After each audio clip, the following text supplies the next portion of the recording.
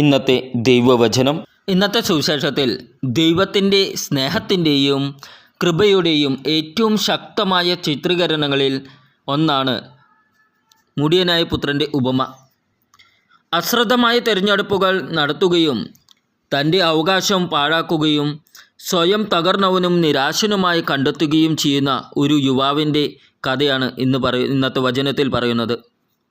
എന്നിരുന്നാലും തൻ്റെ ഏറ്റവും താഴ്ന്ന നിമിഷത്തിൽ തൻ്റെ പരാജയങ്ങളെക്കാൾ വലിയ ഒന്ന് അവൻ കണ്ടെത്തുന്നു: പിതാവിൻ്റെ അചഞ്ചലമായ സ്നേഹം.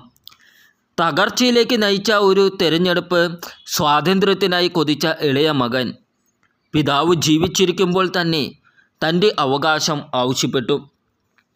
ആ സംസ്കാരത്തിൽ ഇത് വളരെ അനാദരവുമായിരുന്നു. അടിസ്ഥാനപരമായി തൻ്റെ പിതാവ് മരിച്ചിരുന്നെങ്കിൽ എന്ന് ആഗ്രഹിച്ചു. എന്നിരുന്നാൽ